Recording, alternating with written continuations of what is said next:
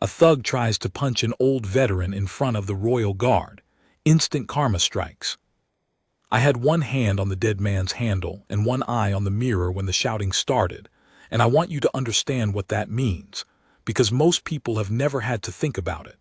A tram driver's hands are not her own.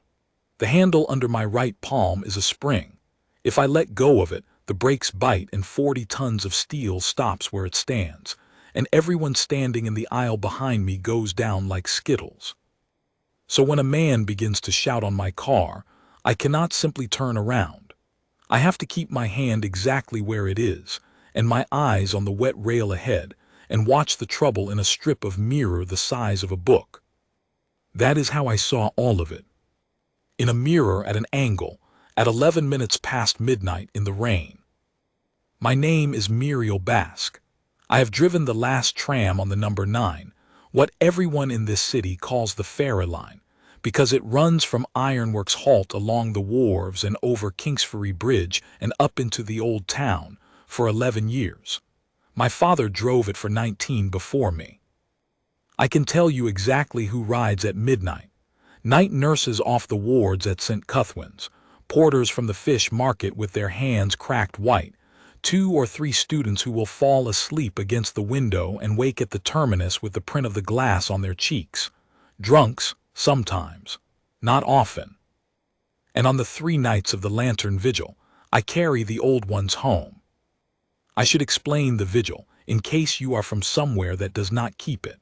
For 3 nights in the last week of autumn, the Rivergate Memorial is opened after dark, and the city walks down to the water and sets a paper lantern on the steps for a soldier who did not come back. Thousands of them on the stone, guttering in the wind off the river.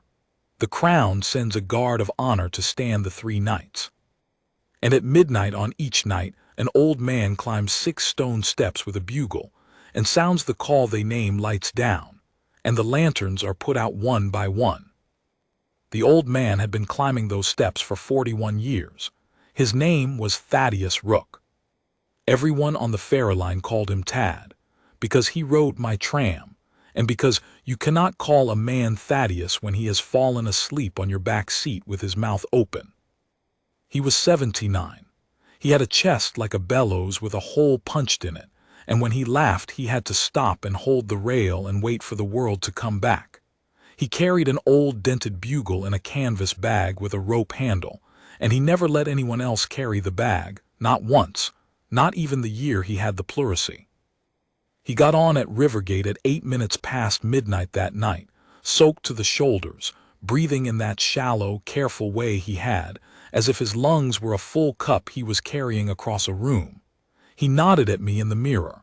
I nodded back. He sat in the 3rd seat on the left, which was his seat, and put the bag on his knees with both arms around it. And 3 seats behind him, sprawled sideways with his boots across the aisle and his coat wet through, was Rusk Callow. I knew him, not to speak to. Everyone who works the wharf line knows the faces that come out of the Ironworks Hall on a fight night, and Callow had been coming out of it for 4 years.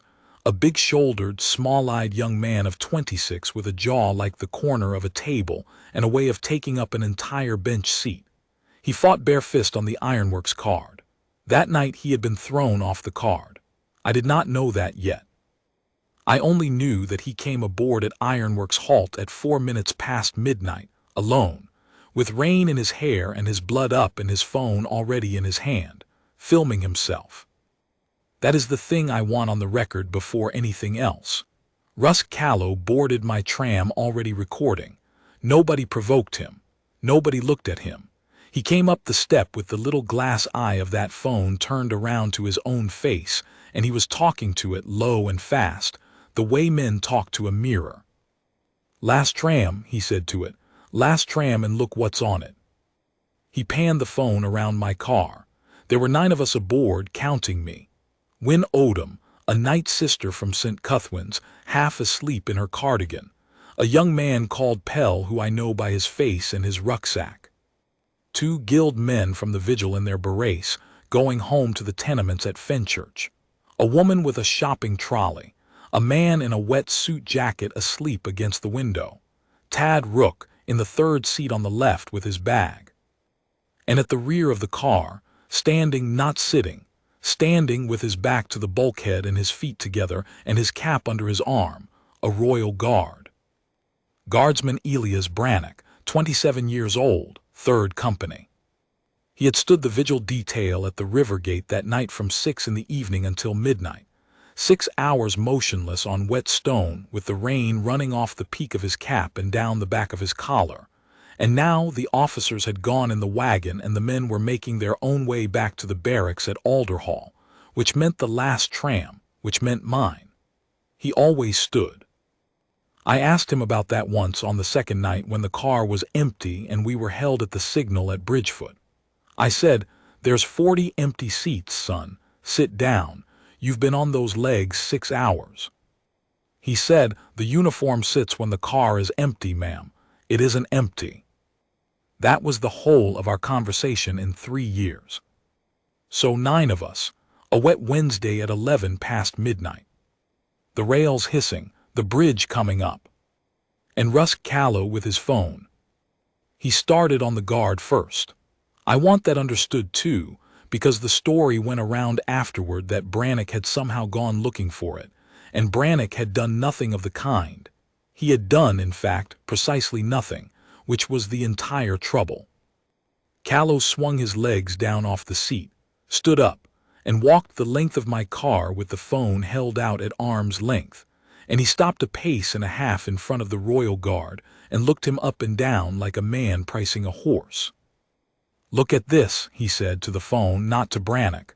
"Look at what they've got guarding the king. Look at the state of him, toy soldier." Brannock did not move. His eyes were on the middle distance, which on a tram is the advertisement above the far window, and I remember thinking, absurdly, that the poor man had been staring at a notice about chimney sweeping for 3 nights running. "Say something," said Callow. "Nothing." "Go on, say something." He leaned in.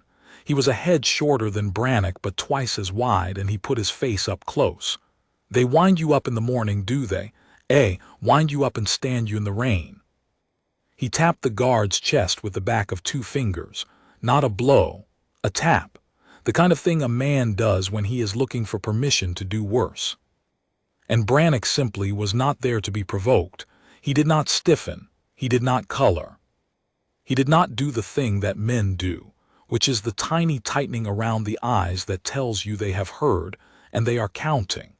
He stood as if the rain and the tram and the man in front of him were weather, and he had been standing in weather all his life. At the time I only thought, "Don't, son. Whatever you're holding on to, hold on to it because I have a bridge to cross." Callow got nothing. That was the important thing. He stood there in front of a wall for perhaps 40 seconds, playing to his phone, waiting for the wall to be a man, and the wall was not obliging, and 40 seconds is a very long time to be ignored on camera. I saw him get bored, and then I saw him get angry. And then, and this is the part I still see when I close my eyes, 11 months on, I saw him look for something easier. His eyes went up the car, past Win Odom, who was asleep, past the guild men, past the woman with the trolley who had turned herself to the window in the way that women learn to turn themselves to windows. And they landed on the 3rd seat on the left, on a small old man in a wet coat with both arms around a canvas bag. "Oh," said Callow quite softly and walked back up the aisle. We were on the approach to Kingsferry Bridge by then. There is a long shallow curve where the line comes off the wharf road and up onto the span, and the car leans, and the river opens out black on both sides with the lights of the old town strung along it, and normally I love that curve. That night I took it at half speed with my heart going like a hammer and my eyes flicking between the rail and the mirror, and I could not stop, and I could not turn round, and I could not leave the handle. "What's in the bag, Grandad?" Thad Rooke didn't answer. He didn't look up. He had lived 79 years in this city. He knew exactly what was standing over him and exactly what happens when you look up. I said, "What's in the bag?" "It's a bugle," said Thad, mild, wheezy, perfectly polite. It's just a bugle, son." "A bugle?" Callow put the phone right down in the old man's face. "Give us a tune, then." "I've played tonight already, a small breath. I'm tired." "Give us a tune." "No, son." And Callow reached down and took hold of the rope handle of that bag and pulled. Tad held on. That was the whole of his crime, and I have said so under oath twice. An old man with no wind in him held on to his own property. The bag came half off his knees and he got both hands into the rope, and Callow pulled again, harder, and the old man came up out of the seat with it, half standing bent, his mouth open, hauling at the air like a man drowning in it. "Let go," said Callow. "It isn't yours," said Tad. He got that out with the last of the breath he had. Over the rails, over the rain, over the whine of the motors, I could hear that old man's chest. And then Rusk Callow, 26 years old, 15 stone, a prizefighter on camera on my tram, on a bridge over the river, in front of 8 witnesses and a royal guard, let go of the bag, stepped back half a pace to make room the way a man does when he has been taught to make room, dropped his weight onto his back foot and swung. He swung at the face of a 79-year-old man who could not breathe. There is a thing that happens to time. I saw that fist come back, and I saw the whole of the rest of my life arrive at once, and I let go of the handle. I did. I broke the first rule of my trade, and I let go of the dead man's handle, and the brakes took hold, and my tram began to stop on Kingsferry Bridge with a shriek you could hear in the old town. And guardsman Elias Brannock had already moved. I did not see him cross the car. 8 witnesses, and not one of us saw him cross the car. He had been standing at the bulkhead with his cap under his arm, 11 or 12 feet back, and then he was simply there between the third seat on the left and the man who was swinging at it, side on, one arm up. He did not hit him. I want that in letters of fire, because a great deal of money was later spent trying to say otherwise. He did not hit him. He put his forearm across the line of the punch, took it high, on the outside, and he closed his gloved hand around Callow's wrist as it went past, and then he did nothing at all. He simply let the man's own weight keep traveling.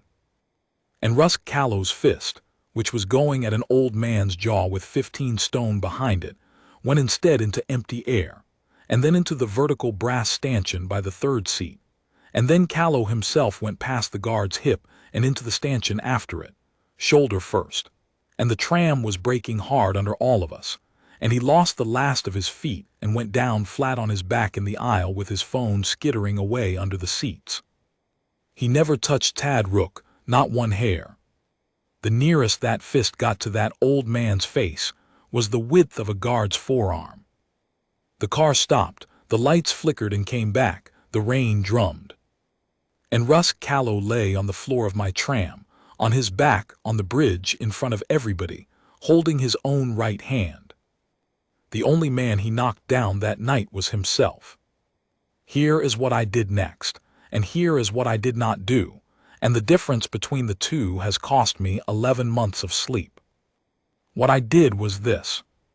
I got out of my seat, the brakes were on, the car was dead on the span, and I stood up in the cab doorway with the handle of the fare box in my fist for no reason I could name, and I looked down the length of my own tram, and everything in me that had been frightened turned over and became something else entirely. Rusk Callow was getting up. He was getting up the way a fighter gets up, which is not the way an ordinary man gets up. Ordinary men are slow and embarrassed. Fighters come off the floor already leaning, already hunting, and he came up off my floor with his shoulder wrong and his face wronger, and he was going straight back at the old man. And he did not get past the guard. Brannock had not moved from where he stood. That is the thing that nobody who watched the clips afterwards ever seems to see. He did not stand over Callow. He did not put a boot on him or a knee in him or any of the 15 things a man of that training could have done to a man on the floor at his feet. He had simply turned a quarter turn and set his feet in the aisle between the third seat on the left and the rest of the world, and he stayed there, cap still under his left arm, and he waited. Callow came up and found the aisle full of royal guard. "Move." "Nothing." I said, "Move, you," and then a great many words I will not put down. Brannock said at last, the first words he had spoken since Ironwork's halt. "Sit down." 2 words, not loud. He simply put it down in front of the man, flat like a man laying a coin on a counter. "You can't touch me." Callow's voice had gone up. He had his right hand cradled in his left, and it had begun to swell, and he was showing it to the car, holding it up, appealing to us, and there was blood on the knuckle where the brass had opened it. "You saw him. You all saw him. He put hands on me. You're not police. You're a doll in a hat. You're a bloody ornament." And Guardsman Brannock said the thing that ended up on the front of every paper in the realm within 4 days. And he said it so quietly that half the car had to be told afterwards what it was. "No," he said, "I am a man on a tram." That was all. He didn't explain it. He didn't press it. He said it the way you'd give the time to a stranger, and then he went back to standing there. And Rusk Callow stood in the aisle of my tram with his broken hand and his ruined night and 8 people looking at him, and could not think of one single thing to do about it. That was the moment. If you want to know where the whole of it turned, the trial, the tribunal, the hall, the license, the king's own signature, it turned there, on the span of Kingsferry Bridge, with a man of 26 discovering, for the first time in his life, that there was a thing in the world that would not be moved by his shoulders and would not be baited by his mouth. I have known men to accept that. It is a kind of education. He did not accept it. He never did, not once, not at any stage. That is what finished him, but I am getting ahead. Now what I did. I went back into my cab and I sat down, and I did not open the doors.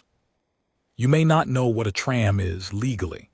A tram in motion on a public rail is a controlled conveyance, and while the doors are shut, the person at the controls is the person in charge of it, not a policeman, not a passenger, not the loudest man aboard. The Transit Act gives the driver the road.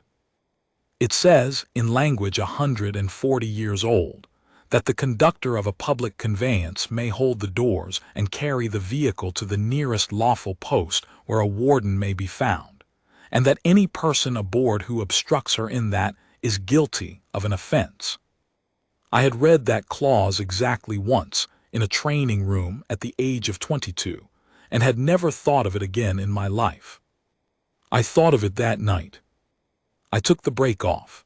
I gave her half power, and I brought my tram off Kingsferry Bridge, and I did not stop at Ferrygate, where 2 people were waiting under the shelter and stared at me as I went past, and I did not stop at Barrow Street, and I did not open a single door, and I ran her all the way down the hill to Bridgefoot, which is where the transit wardens keep their night post. Behind me, Rusk Callow began to understand what was happening and started to shout and started to hammer on the doors. And I did not open them. He came up the car at me. Of course he did. He came up the aisle to the cab with his good hand raised, and he put his face against the glass of my door and told me what he was going to do to me, and to my tram, and to my family. And I sat there with my hands on the controls and my heart going like a runaway, because I had spent 11 years watching a small old man in the 3rd seat on the left and a young man at the bulkhead who stood when the car was full, and I had learned it off them, and I did not turn my head. He did not get to me either. I heard Brannock's voice behind him, that same low, unhurried voice, no more urgent than a man asking for a fare. Away from the driver. And then, after a pause, and this is the only time in the whole business that I ever heard him say a thing that had any heat at all in it. "You have had one chance from me tonight. You are not entitled to a second." Callow went back up the car. I don't know what his face did. I never saw it. I was looking at the rail. We came into Bridgefoot at 22 minutes past midnight. I stopped her square in front of the warden post, and I hit the bell, 3 long, which is the signal that means come out now and bring everyone. and I saw the door of the post open and the light spill out across the wet cobbles and Warden Sergeant Inez Holloway come out into the rain buttoning her collar with a face like the end of the world. And only then, with 2 wardens on the step and a third running up from the depot, did I open my doors. That is what I did. Here is what I did not do. Warden Sergeant Holloway came aboard and took the whole thing in about 4 seconds, the way good sergeants do. She looked at the old man, sitting down again now with his bag on his knees and his breath going in and out like a saw in green wood. She looked at the Royal Guard, standing in the aisle with his cap under his arm, as if he were waiting for a bus in the year 18-something. She looked at the big young man with the swollen hand and the blood on the knuckle and the mouth going and going. And she said, "Right, nobody moves. I want names." She took Callow off my tram in a hold I have seen wardens use on drunks 100 times, a wrist and an elbow, entirely without drama, and she cautioned him on the cobbles in the rain in the correct words, and she put him in the back of the wagon, and he told her at some length that he was going to have her badge and my job in the guard's head. She wrote it all down. Wardens love it when you do that. And then she came back and sat down opposite me with her notebook out, and she said, "Now, Mrs. Bask, from the beginning." And I told her everything, the boarding at Ironworks halt, the phone, the guard, the bag, the swing, the block, the stanchion, the floor. She wrote for 20 minutes and read it back to me twice, and I signed it. And I did not tell her about Allen Pike. I had better tell you about Allen Pike now, because everything that follows is really about him, and about me, and about the 22 days in which I said nothing. Allen Pike is a porter at the fish market, 51 years old, a heavy, slow, decent man with a bad knee, who has ridden my tram home 3 nights a week since before I had the license. On the 14th of the month before the vigil, at about 12:30, Allen Pike got off my tram at the Bridgefoot stop, which he does, and turned up the alley toward Cutler's Row, which he does, and did not come home. They found him at 4 in the morning. He had a broken wrist and a broken cheekbone, and he had been lying in the wet for 3 hours, and when he woke up in St. Cuthwin's he could not tell anybody a single thing about it. He remembered the tram. He remembered the rain, then a gap, then the ceiling of the ward. The doctor said that was ordinary and might mend and might not, and it never has. Nobody was ever charged. There were no witnesses. There was nothing on any camera.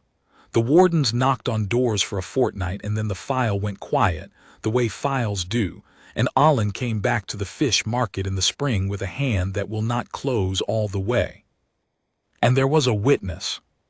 I was 200 yards away with an empty tram, held at the Bridgefoot signal, which is red for 90 seconds every night at that hour while the freight line crosses. My cab window was down because the heater was out. And I heard a scuffle in the dark up Cutler's Row, a shout, a sound I did not want to think about, and then feet, quick, coming back down toward the light, and I saw a big young man in a wet coat come out of the mouth of that alley at a jog, not running, jogging, easy, the way you'd come off a football pitch. He passed under the lamp at the corner. He looked at my tram, and I looked at him, and then he put his hands in his pockets and walked away down the wharf road toward the ironworks, and the signal went green, and I drove home.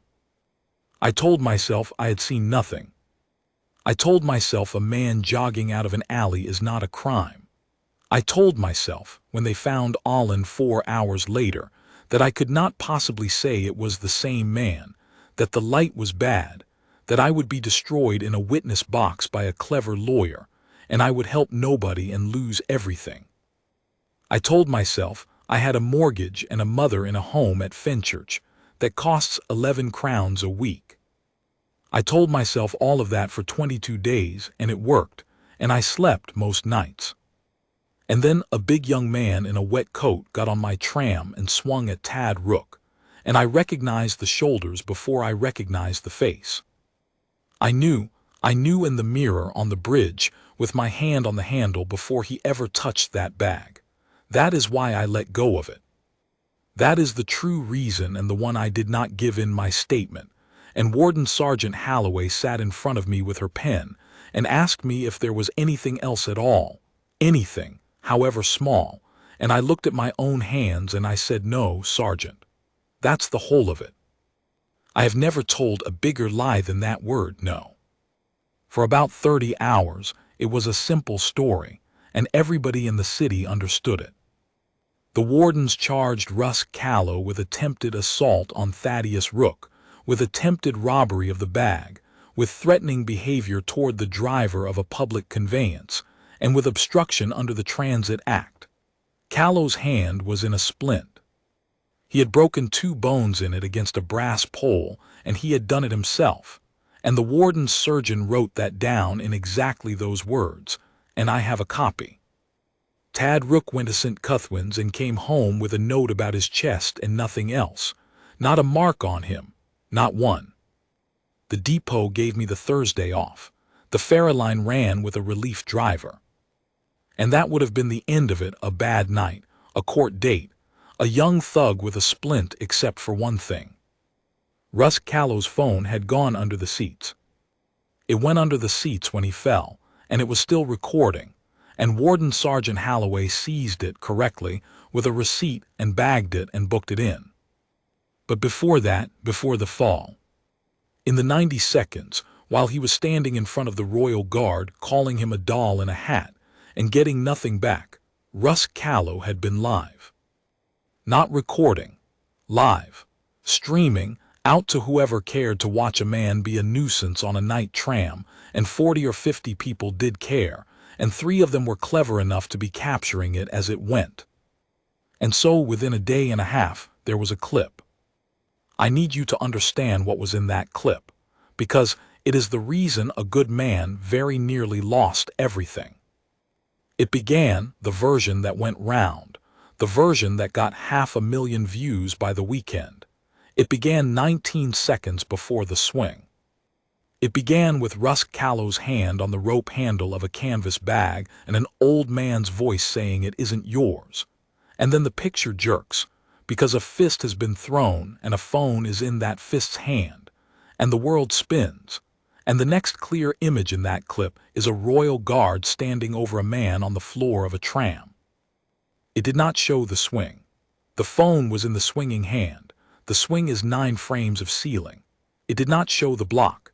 It did not show a forearm taken high on the outside or a gloved hand closing on a wrist and then letting momentum finish the job. It showed a bag being pulled, and then chaos, and then a big man flat on his back with blood on his knuckle, and a soldier of the household guard standing over him in the full red of the king's uniform. And somebody in the court eventually found out exactly who, and I will come to him, had put 4 words across the bottom of it. Royal Guard BATS man. I saw it first on the Friday, in the depot canteen, on the phone of a 19-year-old conductor called Nell Quarry, who had no idea I was in it and turned quite gray when I told her. By Saturday it was in 2 newspapers. By Sunday it was everywhere. There was a picture of Brannock, a still, pulled from the clip, blurred, orange with the tram lights, standing over a fallen man with his arm still out. And if you did not know what that arm had just done, it looked like exactly the thing they said it was. And on the Monday, Rusk Callow, out on bail, with his hand in a splint and his lawyer's arm around his shoulders on the steps of the Warden Court, filed a formal complaint of assault against Guardsman Elias Brannock of the 3rd Company, Household Guard, and gave an interview. He wore a sling he did not need. He had rehearsed. He said he had been having a conversation with an elderly gentleman about music, and had reached to help him with a heavy bag, and that a soldier of the king's own guard had, without warning, without a word, laid hands on a member of the public who had committed no crime, and broken his hand, and ended his career. And he wanted to know, and here he looked into the camera, and his eyes were wet, and I could have put my fist through the canteen wall. He wanted to know whether the uniform of this realm was above the law of it. I have never in my life heard a truer question asked by a worse man. Because that was the trap. The complaint was not stupid. The complaint was, in one narrow, technical, deadly sense, arguable, and every officer at Alderhall knew it within the hour. Guardsman Brannock had not been on his post. The vigil detail had ended at midnight. He was in uniform, but he was off duty, on a public tram, 20 minutes from barracks, and he had put his hands on a civilian. And there is a clause, the third clause of the standing orders of the household guard, which every guardsman learns in his first month, and which had stood, more or less unaltered, for 206 years. That says a guardsman in the king's uniform, when not upon his post and not under lawful order, shall not intervene in any civil disturbance save to summon a constable of the peace. Shall not intervene, save to summon a constable. That clause was written for good reasons in a bad century. It exists to say that the crown's men are not the crown's police, and that a red coat is not a warrant, and that a man in the king's uniform does not get to decide, on his own account in a public place, who is to be laid hands on. I can see the sense in it, and I was there. But it had never once, in 206 years, been asked what it meant when the civil disturbance was a 15-stone prizefighter, swinging at a 79-year-old man 3 feet from where you stood. Summon a constable, on a tram, on a bridge, in the 9th part of a second. They suspended him on the Tuesday. Not dishonorably. I want to be fair to them, and it took me a long time to be fair to them. They suspended him from duty pending a standing board of inquiry, which is what the regulations require the instant a formal complaint of assault is made by a member of the public against a guardsman, and Captain Ivor Denholm of the 3rd Company did it himself, in the orderly room at Alderhall, and by all accounts he did it with his jaw set like a stone. Brannock handed in his rifle and his cap and his gloves and his post. He was confined to barracks. He was forbidden to speak to the press, which he would not have done anyway.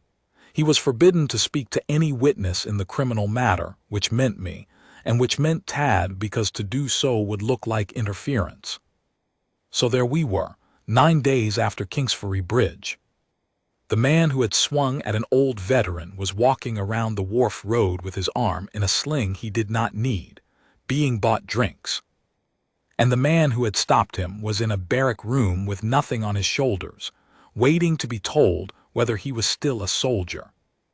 I went to see Thad Rooke on the Thursday of that week, at the tenements on Fenchurch, 3rd floor, no lift. His daughter let me in. She is a big, tired, kind woman called Marjorie who works in a laundry, and who had been telling him for 6 years to give up the vigil, and who now, of course, could not say it, because to say it would be to say that they had won. He was in a chair by the window with a blanket over his knees and the bugle on the sill beside him, and he looked 80 years older than he had on my tram. The bugle was dented. It had been dented for 60 years, up near the bell, an old dent, a proud dent. But there was a new one now in the middle of the body, where the bag had gone into the stanchion, and the new dent had done something to the tubing, and Thad Rooke had picked that horn up on the Monday and put it to his mouth and blown, and it had come out flat. He told me this without any expression at all, which was worse than crying. "It won't take the high note," he said. "It sits under it. There's a wrinkle in the throat of it. They can mend it, Tad." He looked out at the rain. "Somebody can mend it."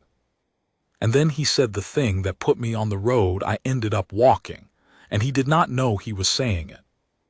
"That young soldier," he said, "the lad from the vigil. Brannock. They've stood him down."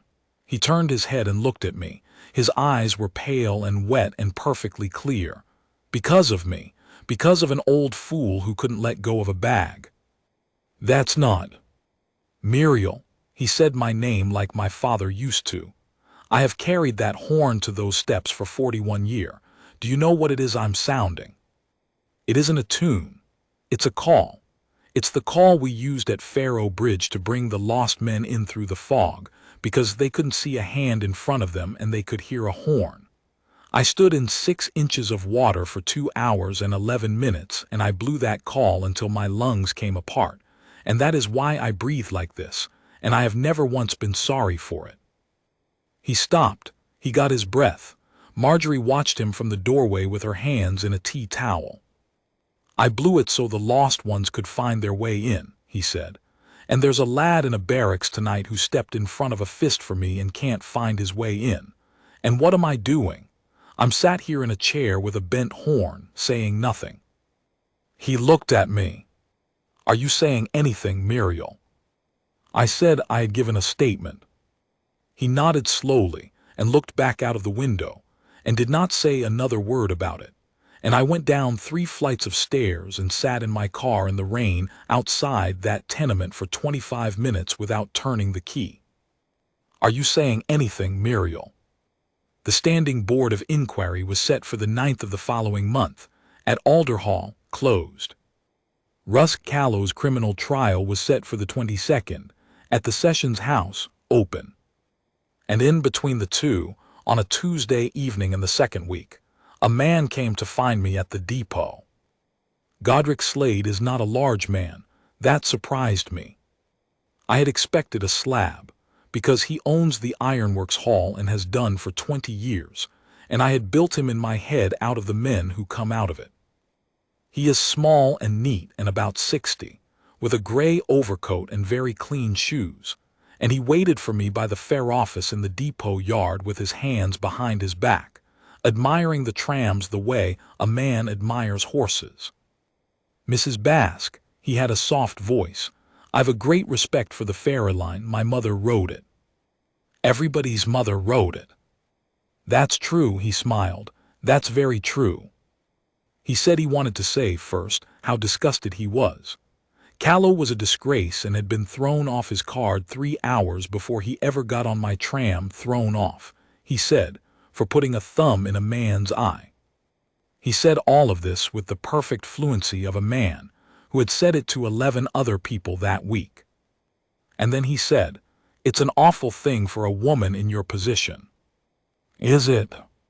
"A public inquiry, a criminal trial, the papers." He looked at the trams. "You've 11 years in. Your mother's at Fenchurch Lodge, isn't she, the one with the green door? They do a lovely job there. Costly, though." The rain came down on the depot roof. "You said a great deal to that warden sergeant," said Godric Slade comfortably. "A very great deal. And there's a boy's whole career gone on the back of it, and a soldier's too. And I only say to you what I say to everybody, Mrs. Bask. Be careful you don't say more than you saw. That's all. Because it's a terrible thing to be a witness who saw a little more than she saw. That never ends anywhere good for anybody." He touched the brim of his hat and walked out of my depot yard, and I stood in the rain for a long time. He never threatened me. There was not one word in it a warden could write down. I have gone over it 100 times and there is not one word. But he had said Fenchurch Lodge, and he had said the green door, and I had never in my life told a living soul on the wharf road where my mother sleeps. The case began to come apart in the 3rd week, and it came apart quietly, the way cases do. First, the phone. Rusk Callow's phone had been seized, receipted, booked in, and sent to the warden's technical office, and when the technical office opened it, there was nothing on it. No clips, no archive, no stored footage. 3 weeks of a man's life, and the device was as clean as a plate. It had been wiped remotely, 4 hours after the arrest, from an account that was not in Callow's name. That is a thing that can be done, apparently, if you know a man who knows how.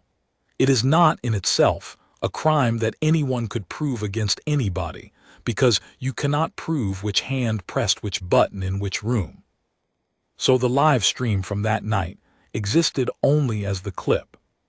The clip that began 19 seconds before the swing and jerked to a ceiling and came back on a royal guard standing over a fallen man. The clip with 4 words across the bottom of it. The original, uncut, complete stream. The 90 seconds where Callow stood in front of Brannock calling him a toy soldier and got nothing. And the swing itself, filmed from the fist that threw it. That original was gone from every place the wardens knew how to look for it. Second, the camera. Every tram on the ferry line has a rear-facing safety camera above the bulkhead, and mine had been out of service since the spring. I had logged it 4 times in the book in my own handwriting, and every time the depot had marked it parts awaited, and every time the tram had gone out at 11 o'clock with a dead camera in a bracket, because there are 9 cameras and 41 trams and a budget. The wardens asked for the footage on the second day. Grigor Lunt, our depot master, had to write back and say there wasn't any. I have never blamed him. He was as sick about it as I was. But I want you to feel the weight of it because I felt it. On the night a man swung at Thad Rooke, the one impartial eye that would have settled the whole thing in 9 seconds was a dead lens in a bracket above the bulkhead of my tram, and I had known it was dead for 6 months, and I had gone on driving. Third, the witnesses. There had been 8 of us aboard apart from me, and by the end of the 3rd week we were 4. Win Odom had been asleep until the brakes went on and could honestly say she had seen only the end of it. That is not cowardice. That is the truth, and she stuck to it. Pell, the student, gave a very good statement and then wrote to the wardens to say he had been mistaken about the order of events and did not wish to attend. I have never asked what happened to him, because I am not sure I want to know. The man in the wetsuit jacket was never identified. The woman with the shopping trolley moved house. That left the 2 guild men in their berets, Cordell Prue and old Harkin Weft of the Fen 11th Veterans Association, both well past 70, both absolutely immovable, God bless them, and both of them, in the words of Rusk Callow's lawyer, elderly gentlemen of the veterans fraternity with an obvious and understandable partiality toward the complainant. Which left me, a tram driver who had been facing the other way with her hand on a handle, watching in a mirror the size of a book. And it left the Royal Guard, who could not be a witness in his own defense to a criminal charge against another man, without the defense turning the whole trial into a trial of him. The Crown Advocate, a brisk, unsentimental woman named Imogen Faring, came out to Bridgefoot in the 4th week and sat with me in the warden post, and laid it out with no sugar in it at all. Mrs. Bask, you're my case. There is no other case. And you were in the cab, facing forward at night in rain, watching a convex mirror while under stress. Mr. Poole will spend 2 hours on those 7 words and he will be entitled to. I know what I saw. I believe you. 12 people who don't know you must believe you, against a young man in a sling with a splinted hand who will weep, and a clip that has been watched by 900,000 people, and which appears to show a soldier of the king standing over a beaten civilian. She put her tea down. And I will tell you the other thing. If the criminal case fails, the standing board will not clear Guardsman Brannock. It cannot. If a court of law finds that no assault on Mr. Rooke was proved, then what is left on the face of the regulations is a guardsman off his post who laid hands on an innocent man. They will not have a choice. I sat there in that little hot room with the radiator banging. He'd be dismissed. He would be dismissed, said Imogen Faring, and it would be in every paper in the realm, and it would be the end of him. The false light came at the end of the 5th week, and I mistook it for morning, and I have never forgiven myself for how glad I was. Word came down that the palace had taken an interest, not officially. Palaces do not take interests officially, but Princess Adela is the patron of the Lantern Fund. She has lit the first lantern on the first night of the vigil every year for 20 years, and it was said that she had asked, in the way that royal persons ask, what precisely was being done about the old bugler of the Rivergate. And within a week the tone of everything changed. The newspapers that had run Royal Guard BEATS man ran a photograph of Thad Rooke on the memorial steps in 1970-something, a small man with a horn and a straight back. A fund was opened to mend the bugle, and it raised 400 crowns in a day and had to be closed. Somebody put a lantern on the steps at Rivergate with Brannock's name on it, and then somebody put 100, and the Memorial Trust had to ask people politely to stop. And I thought, it's turned. The truth is coming out, and I can keep my head down and my mouth shut, and it will all come right without me. That is what I thought. It shames me now to write it. Because a lantern is not a witness. 400 crowns will mend a horn. It will not mend a case. Not one thing that happened in that lovely, warm, useless week put a single fact in front of a single juror, and while the city was busy being moved, Lavery Poole was in an office on Cutler's Row building the machine that would take Elias Brannock apart, and it was nearly finished. I know exactly when I understood that. It was the 4th of the month, a Thursday, 8 days before the standing board. I was on the 11 o'clock out of Ironworks halt with a half-full car. And Rusk Callow got on my tram. He paid his fare. That is the thing I want you to sit with for a moment. He came up the step out of the rain, and he put his coin in my fare box correctly, and he said, "Evening," and he took the 3rd seat on the left. Thad Rooke's seat. He had no sling. His right hand was out of the splint by then in a glove. He sat down in that seat with his back straight and his hands on his knees, and he looked at the back of my head in my mirror for 11 stops, all the way to the terminus at Old Town, and he did not say one word to me, and he did not do one thing that any warden in the realm could have written down. He was a man on bail with no condition against it, and a public conveyance is public, and there is not a clause in the Transit Act that lets a driver refuse a fare from a man who is only smiling. At the terminus he stood up and walked past my cab and stopped, and looked in at me through the glass, and said, in an entirely pleasant voice, "See you at the sessions, Mrs. Bask," and got off into the rain. I sat in the terminus with the doors open and the lights on, and the rain blowing in for 20 minutes. And I stopped being frightened. I want to be accurate about this. I did not stop being frightened. What happened was that the fear stopped being the largest thing in the car. Something else got larger, and it was made of Olin Pike's hand that will not close, and Thad Rooke's flat horn, and a young man of 27 standing in an aisle with his cap under his arm saying, "I am a man on a tram," and it went up through me like water going up a wick. And I sat in that cab and I said out loud, to nobody, in an empty tram at 1:30 in the morning, "No, you won't." And then I sat very still, because something had just come back to me. The first night, Ironworks halt. Rusk Callow coming up the step with the phone already turned around into his own face, talking to it, low and fast.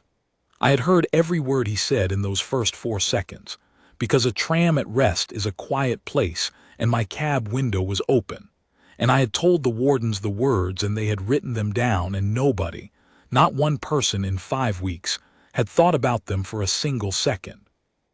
He had said, last tram, and look what's on it." And then, as he swung himself into the seat, half to himself, half to that little glass eye, "Slate'll have this, like the last one. Like the last one." I got out of my cab in the rain at the Old Town terminus, and I walked into the night office, and I picked up the telephone, and I asked for the city constabulary, and when a tired man answered, I said, "My name is Muriel Bask. I drive the number 9. I want to speak to whoever has the file on Olin Pike." Inspector Rand Cormack of the city constabulary is a long, stooped, patient man who looks like a heron and thinks like one. He came to the depot at 7 the next morning with a folder under his arm and sat across a canteen table from me while I told him what I had seen from a stopped tram at the Bridgefoot signal on the 14th of the month before the vigil, and what I had not said for 22 days, and why. He did not comfort me. I have always been grateful for that. When I had finished, he was quiet for a while, turning his cup. "You understand," he said, "that on its own this is worth very little. A recognition at 200 yards at night in rain of a man you had never spoken to, given 22 days late by a witness who is already the principal witness in a different prosecution of the same man. Mr. Poole would take it off you in 11 minutes. He would suggest, quite properly, that you built the memory backwards out of the tram." He looked up, And you could not swear he was wrong, could you? I sat there and hated him and knew he was right. So no, said Cormac, that is not the thing you have brought me. Then what is? He opened the folder and turned it round and put it in front of me, and it was my own statement. The one I had given to Warden Sergeant Holloway on the night of the bridge, in her handwriting, with my signature at the bottom of every page. His finger was on the 4th line. You told the sergeant that when he boarded he said to the phone, "Last tram and look what's on it." And then, "Slade'll have this, like the last one." Cormac tapped it twice. You told her that 5 weeks ago, Mrs. Bask, on the night before you had any earthly idea it mattered. It is in a warden's contemporaneous note. There is not a lawyer alive who can suggest you invented it, because on the night you gave it, you did not know there was anything to invent it for. He sat back. Now, he said, who is Slade, what is this, and what precisely was the last one? They took the Ironworks Hall on a Sunday morning, which is when a fight promoter is most likely to be sitting in his office doing his books. The warrant was 3 pages. Cormac had built it out of 4 things: my contemporaneous statement, the technical report showing that Callow's phone had been wiped remotely, 4 hours after his arrest, by a device that had connected that same night to the wireless network of a licensed premises on the Wharf Road, the account name to which the live stream had been broadcasting, and a list of 11 complaints made in 4 years by men who had fought on the Ironworks card, and then abruptly stopped complaining. Because that was Godric Slade's business, not fighting. Fighting was the front of the house. Godric Slade's business was knowing things about men. He kept them in a steel cabinet in the office above the ring, and when the constabulary opened it there were 9 drives in it, labeled in a small neat hand, holding 4 years of what Slade's boys called their street work. The clips his fighters sent him to prove they were still hard, still worth a place on the card. Every one of them a leash. He never used them. He never had to. He only had to have them, and every man who had ever sent him one knew he had them, and that was the whole of the arrangement. He had 206 clips in that cabinet, and 41 of them were Rusk Callow's. He folded in a morning, of course he did. He was 60 years old with a license for a public hall that could be lifted by a stroke of a pen, and Cormac sat him down and explained, in the gentlest voice imaginable, the difference in years between a man who hands over a cabinet and a man who is found to have wiped a prosecution exhibit. By 4 o'clock, a small, neat man in very clean shoes was signing his name at the bottom of every page of an inventory. I did not see any of it. I was driving the 11 o'clock. I heard about it 3 days later. 2 of those 41 clips ended Rusk Callow. The first was the whole of the night on my tram, not the clip. The stream, the original, entire, unedited, captured by Slade's own machine as it came in, because Slade captured everything. It begins at Ironworks Halt with a young man's face filling the frame in the rain, saying "Last tram and look what's on it," and Slade'll have this, like the last one. It shows 90 seconds of a royal guard being called a toy soldier and a doll in a hat and a great deal else, and doing nothing whatever about it, and it shows the exact moment. You can see it, in the way the camera swings up the car, when the man holding the phone gets bored of a wall and goes looking for something softer. It shows a hand on the rope handle of a canvas bag. It shows an old man saying it isn't yours. And then it shows from the very fist that threw it in 9 frames, and the technical office slowed those 9 frames down and printed them one to a page. A punch thrown at the head of Thaddeus Rooke, and a red sleeve coming across the top of it, and a white glove closing on a wrist, and the ceiling of a tram and the floor. The second clip was dated the 14th of the previous month, at 29 minutes past midnight. I have not watched it. I was asked whether I wished to, and I said no, and Cormac said that was sensible. I know what is in it, because it was described in open court by a technical officer in a flat voice for 9 minutes, and because Olin Pike sat 4 feet from me while it was, and held on to the rail of the bench with with the hand that will not close. It begins with Rusk Callow's own face, in a lamplit street, talking to his phone. It shows him say that there is a man ahead of him who gave him a look outside the fish market. It shows him follow that man from the Bridgefoot stop to the mouth of Cutler's Row. The phone goes into his coat pocket then, and the picture is a black cloth, and the sound is a scuffle and a shout, and the court heard 11 seconds of it, and the judge stopped the tape. And then it comes out of the pocket again in the lamplight at the mouth of the alley, and it shows a young man's face, quite calm, slightly out of breath, and it shows him hold his own knuckles up to the lens and turn them over, and it shows him say, "Send that to Slade." And behind him, on the wet cobbles, at the edge of the frame, there is a fish market tally book lying open in a puddle, and it has Olin Pike's name in the front of it in his own handwriting, and it is Exhibit 14. He filmed it to prove he was dangerous. He filmed the worst thing he ever did, and he gave it to a man who kept everything, because he wanted a place on a fight card. And 4 years later, a woman with her hand on a dead man's handle heard him say 6 words at Ironworks Halt in the rain, and told a warden sergeant, on the night, before any of it meant anything at all. The Standing Board of Inquiry sat at Alderhall on the 9th, in a long room with a coal fire and 11 portraits of dead colonels, and I was called as a witness of fact, and it is the strangest hour I have ever spent. Colonel Bertram Gaunt presided. He is a square, gray, unhurried man of about 60, with a voice like a gate closing, and he ran that room with a courtesy so complete that it took me 20 minutes to understand how frightened everybody in it was. Guardsman Elias Brannock sat at a small table on the left in plain uniform with no rifle, no cap, no gloves, and his hands flat on the wood in front of him. He had lost weight. He did not look at me once in the whole proceeding, and I understood that, and it still hurt. They played the uncut stream on a screen at the end of the room, all of it. The 90 seconds of a young man calling a soldier of the household guard a doll in a hat and getting nothing back. The bag, the old man, the 9 frames. And when it was over, Colonel Gaunt said, "Well, that disposes of the assault." And then he sat forward and put his hands together and said the thing I had been dreading for 5 weeks.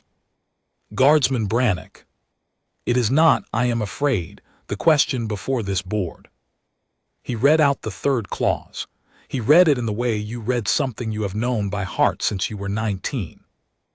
A guardsman in the king's uniform, when not upon his post and not under lawful order, shall not intervene in any civil disturbance save to summon a constable of the peace. He put the book down. You were not upon your post. You were in uniform. You laid hands upon a member of the public. Did you summon a constable? No, sir. Was there time? No, sir. How much time was there? Brannock said without any hesitation at all, "About 1/5 of a second, sir." He was already turning his hip. There was a silence in that room with a coal fire in it. "Guardsman," said Gaunt, "I am going to ask you a question, and you are entitled to take advice before you answer it, and I would very much prefer that you did not. Knowing the clause and knowing what it would cost you, would you do it again?" Brannock stood up. Nobody had told him to stand up. "Sir," he said, "I have thought about that for 38 days, and I am obliged to tell the board the truth, which is that I did not think about the clause at all. There was no thinking in it. I have stood the river gate 3 years. That man climbs 6 steps every year with a horn and no breath and sounds the call for men I never met, and he does it in the rain and nobody makes him. I stood behind him on those steps for 6 hours that night." He stopped. He got it level. "I was not upon my post, sir, I know that, but he was upon his." Colonel Gaunt looked at him for a long moment. "Sit down, guardsman," he said, and his voice had not changed at all, and something in his face had. The board found on the 12th that no assault had been committed by Guardsman Elias Brannock, and that the complaint of Mr. Rusk Callow was false in every particular, and was referred to the constabulary accordingly. And then it found, because it had no choice. Because the regulations are the regulations, and a board that bends them for a man it likes is worth nothing to the man it does not, that the third clause had been breached, and that the board was not competent to excuse a breach of the standing orders, and that the matter was therefore referred, under the articles, to the colonel-in-chief of the household guard. Who is the king? The trial of Rusk Callow opened at the Sessions House on the 22nd, and it lasted 6 days, and I was in the box on the second of them for 3 hours and 40 minutes. Lavery Poole was everything I had been told he was. He was courteous. He never raised his voice. He called me Mrs. Baske in a way that made it sound like an act of kindness, and he took me, gently, through every weakness in my life. He established that I was watching a convex mirror 140 millimeters across, at a distance of 11 meters, at night, in rain, at speed, on a curve. He produced a photograph of my own mirror, taken from my own seat, and he had the jury pass it along the row. He established that I had not mentioned Allen Pike to Warden Sergeant Halloway on the night, though I had been asked twice whether there was anything further. You lied to a warden sergeant, Mrs. Baske. Yes. You lied to her by omission, in a signed statement, on a matter of grave criminal importance, because you were frightened. Yes. And you now come to this court asking 12 strangers to accept, on your word, the very fine detail of what a man's arm did in a mirror at midnight. Yes. Why should they? And I said the only thing I had. Because I've had 11 months to make it better, sir, and I haven't.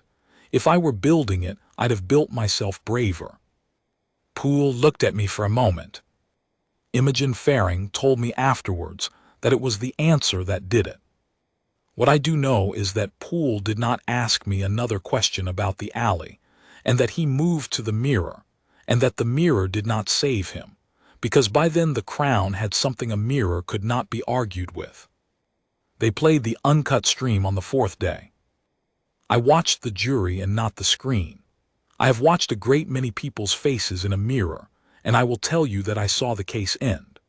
I saw it end at the 92nd mark, when a young man in a wet coat leaned into the face of a royal guard and got nothing and got nothing and got nothing, and then turned his head up the car and looked for something softer, and the whole of the man was there, in that one turn of the head, for anybody with eyes. 2 women on the jury put their hands over their mouths at the 9 frames. The foreman, a small bald man who had taken notes all week, stopped taking notes and did not start again. Thad Rooke gave evidence on the 5th day. He would not use the chair they offered him. He stood in that box in a suit that had been his father's, with his bag on the shelf in front of him, because he would not be parted from it even there, and he answered every question in a voice like a hinge. And when Poole put it to him that, in the confusion of the moment, he could not truly say whether the young man had intended a blow or a stumble, Thaddeus Rooke looked at him with those pale, wet eyes and said, "Sir, I was at Kingsferry Bridge when I was 19 years old, and I have seen a great many men decide to hit a great many other men. It is a thing you do not mistake." He set his feet. Then he asked, very politely, whether he might sit down now, and the judge said he might, and Justice Marrow rose from the bench while an old man walked back to his seat, which I am told is not done, and which nobody in that courtroom found remarkable at all. The jury were out for 2 hours and 10 minutes.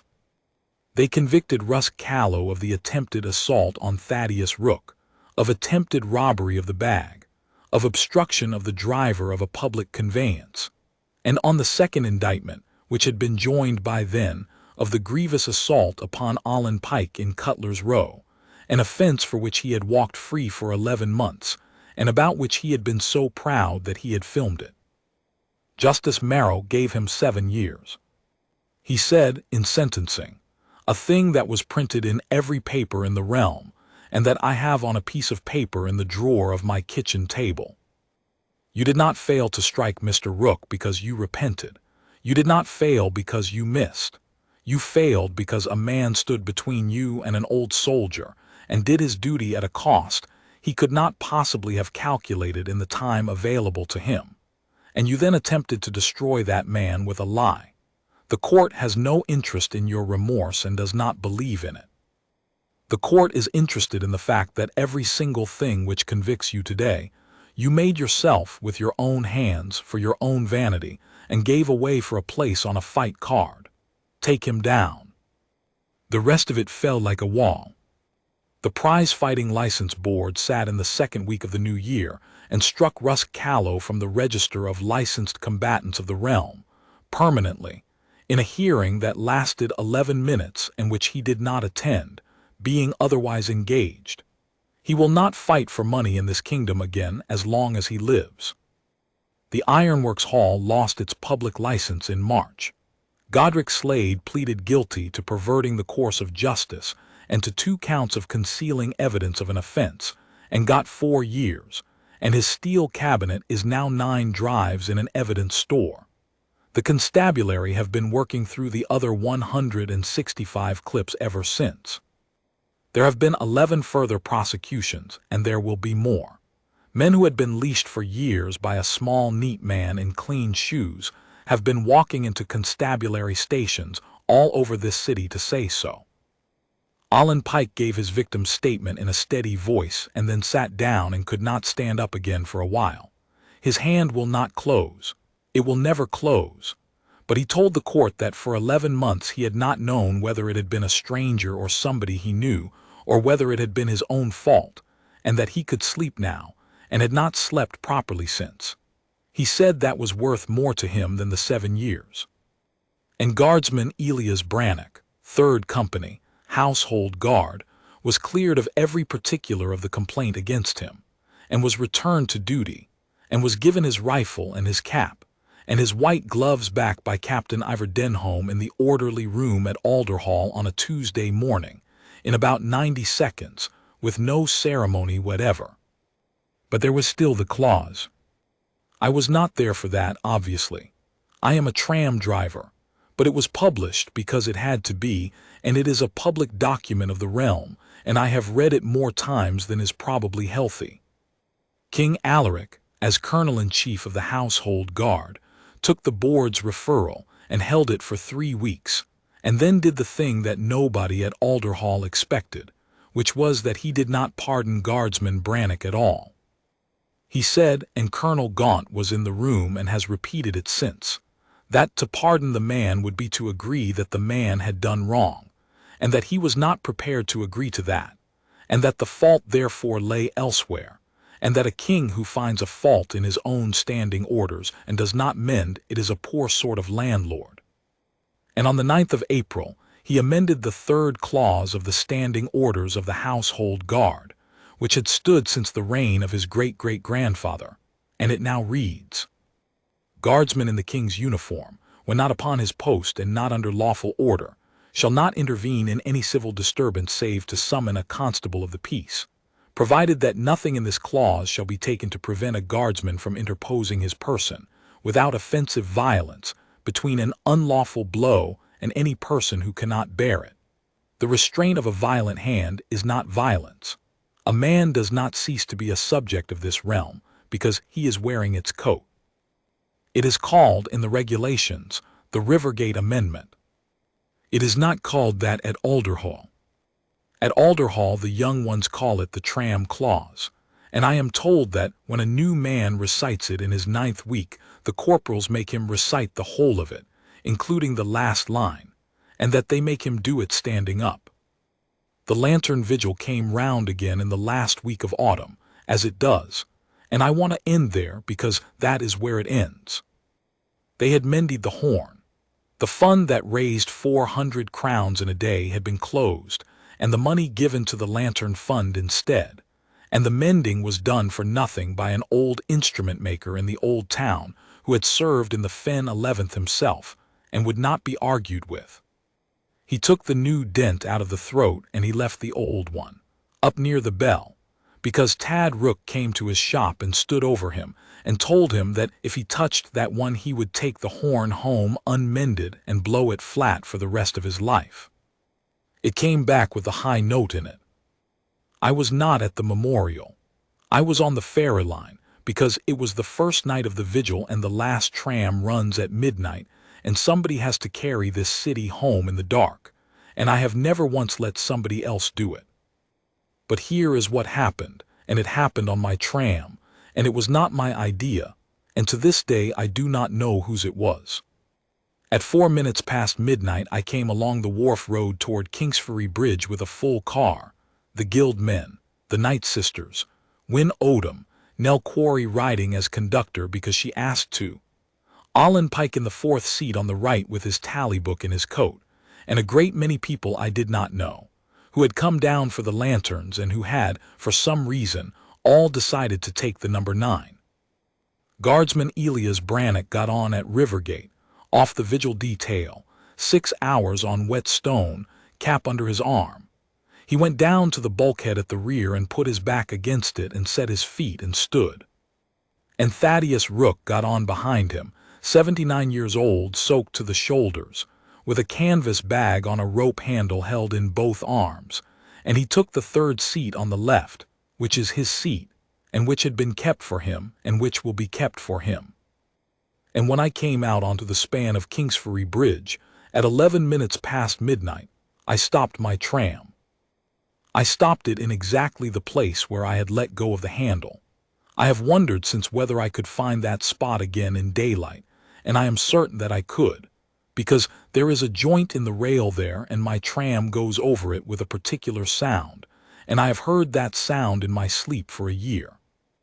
I put the brake on, and I switched off the motors, and I stood up out of my cab, and I turned round and faced the length of my own car, which I had not been able to do on the night when it mattered. Nobody asked me why. Not one person. 40-odd people on a stopped tram on a bridge at midnight in the rain, and not one of them said a word, because the whole city knew what had happened on that span, and every single one of them had got on that tram on purpose. Tad Rooke stood up in the third seat on the left. He got the bag open.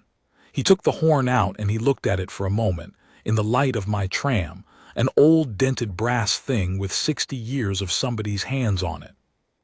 And he sounded lights down on Kingsferry Bridge, over the Black River, with all the lanterns burning on the memorial steps a half-mile behind us, and it went out over the water and came back off the old town, and he took it up to the high note and he held it, and it did not sit under.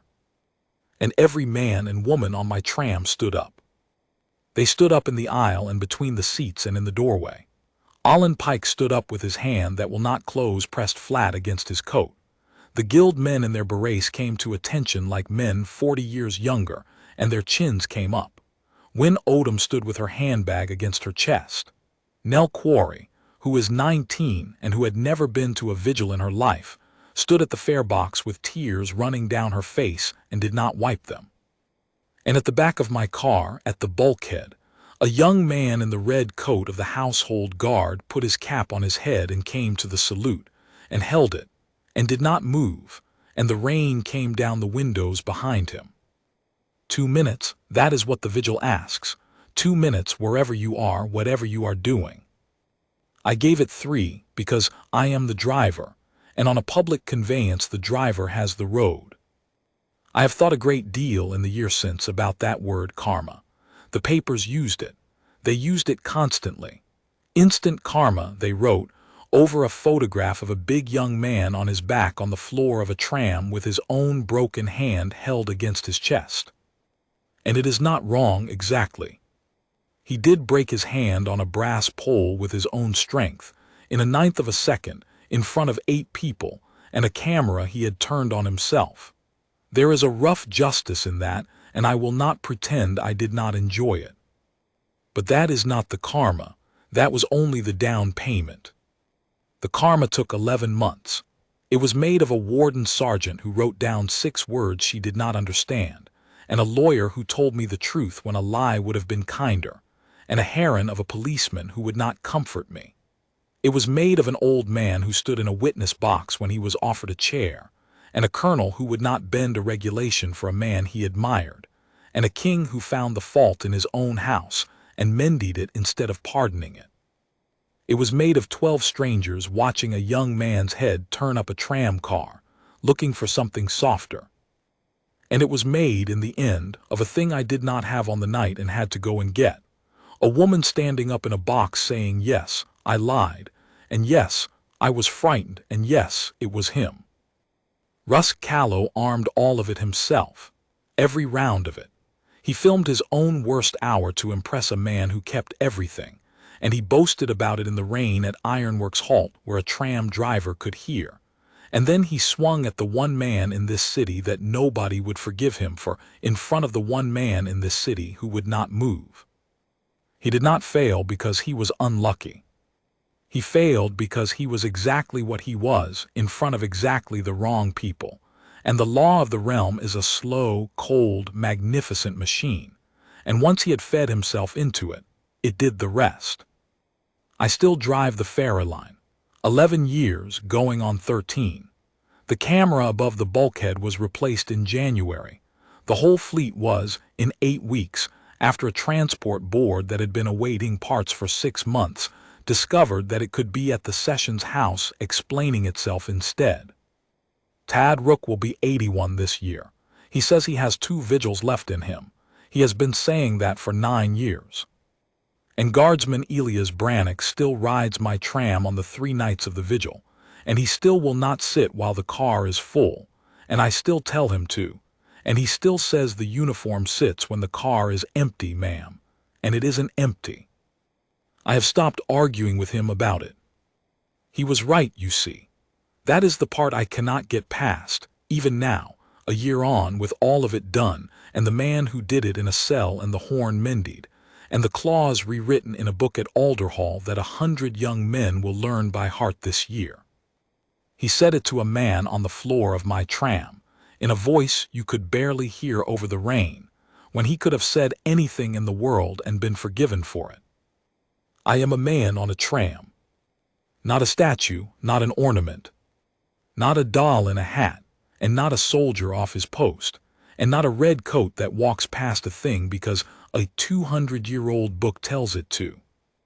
A man, on a tram, standing at the back with his cap under his arm on a wet Wednesday at 11 minutes past midnight, because an old bugler with no breath in him had climbed 6 steps that night, and would climb them again next year, and somebody ought to be there.